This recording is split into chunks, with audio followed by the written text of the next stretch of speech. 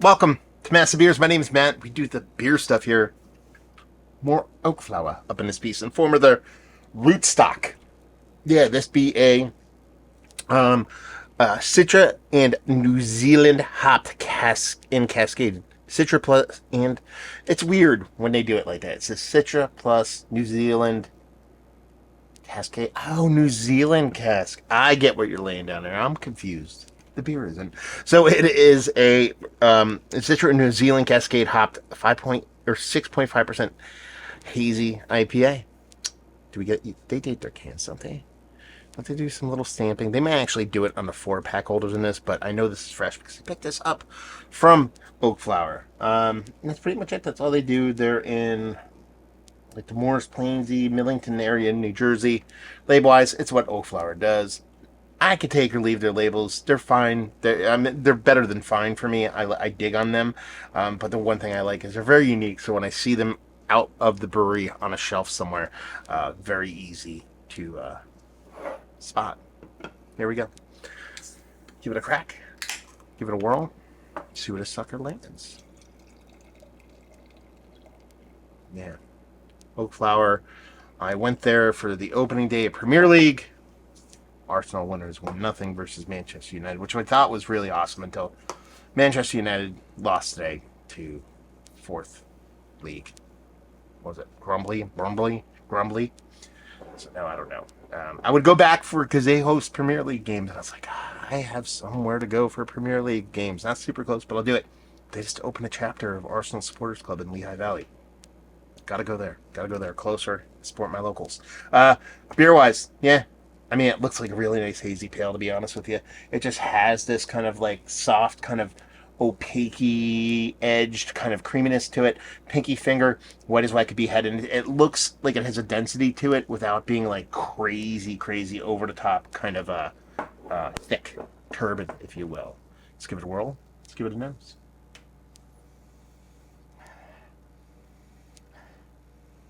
Man, tropical fruity.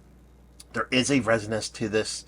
It's really interesting because they talk about this New Zealand Cascade, and I don't know. I don't know if I've ever had it before, but if it's anything like a Cascade made in New Zealand, I assume it would carry over a lot of traits that Cascade would have. Old classic C's, your citrus, your piney, your resinous, things like that, but then bring maybe a little ranky dank to the game. Citrus is going to give you that straight up just fruit juicy citra, tropical fruit, run the gamut, make everything smell pretty, and that's kind of what happens in this beer. It's not like a crazy 2-bite-it-4 to the face, at least aromatically, but it's giving you a lot of those big selling points when it comes to a nice rich hazy, and it has those kind of rich fruitiness.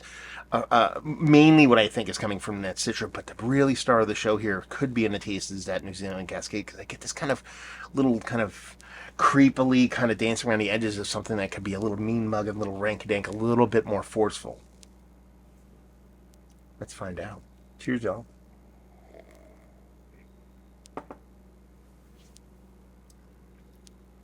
Yeah, 100% is that's how it's coming off, at least for me. You get that base hazy goodness that you get from a really well done hazy IPA maker, which Oakflower is. They make a bunch of great beers, but they really have their hazies locked in. And this is definitely one of them. You're getting that citrus kind of showing its force, showing its oomph with that big, huge, delicious kind of like not orange Julius level kind of citrus, but getting a little bit milky, getting a little bit oaty there without being, heavy oat. I don't think is an overt heavy oat addition. I mean, for a hazy pale, normal oat addition, but there's no kind of lactose or anything in there, but you get that kind of slightly creaminess of that orange. You have that fluttering stone citrus thing or stone tropical fruit thing that you get from citra. Also, on the other side of things, it is showing a little bit of kind of mean mugginess. At least I believe that Cascade is doing it. And then it has this punchy bittering that has a little ranky dank, little resin, little weed, little garlicky combination. Nothing crazy heavy handed here. But it's big enough in a beer like this, which is relatively delicate and relatively soft. You're talking about 6% Citra IPA. It's basically what we're dealing with here. So I think you get a little bit too more aggressive with those New Zealand Cascade hops. It might just go a little bit into one direction. This reminds me of like a lot of old school Northeast style IPA, hazy IPA, and New England ish early on Alchemist level stuff, except trade out the weedy West Coast with more of a ranky dank, garlicky, scalliony resinousness, and then take those new school hops. Citra was back around then, but they weren't as what's the word? There's a word I like when reporters use it. Um, Man, I'm not going to be able to think of it. It's going to piss me off. But when a hop is really kind of developed and really kind of brought out the best of it, I think they're just figuring stuff out back then. This has the best of both worlds. It has that cool kind of old school New England style flavor, but with very new school kind of attributes to it. Absolutely amazing beer, to be honest with you. Suss it out. I think that's what I was looking for. And man, I could drink this all day. I could drink this all day. Obviously not six and change, but man, I can drink a couple for sure. Absolutely fantastic beer. And honestly, not much of a surprise. You can sit here and talk about Oakflower being one of the best breweries in New Jersey. I think that's a given at this point, at least from my viewpoint. They're just so steady and so solid when it comes to their beers, and they rarely make like a mediocre one. And my favorite part is they're very small, very tiny. But they also make a bunch of stuff. I had a cream ale there, the cold ale there. They have all kinds of stuff. So one of my favorite breweries going right now. About 45 minutes to 50 minutes on the nose for me. And they keep ripping out stuff like this and keep showing Arsenal winners on Sundays. Uh, yeah, it can be hard pressed not to go back. But as far as this beer goes, it's giving you everything a New England style haze boy or hop that really, really enjoys, but sprinkling in a little bit of that mean mugging ranky dank without getting too heavy handed and just bringing some balance to some haze. Can't argue with that. I love it. I dig it. Is this one of the better hazy IPAs? Not double IPAs, not pale ales, low ABV, hazy IPAs I've had as well. Yes. Mount Rushmore says we're putting it on there. Yes, that's right. We're putting it on there. I dig this beer. I love this beer.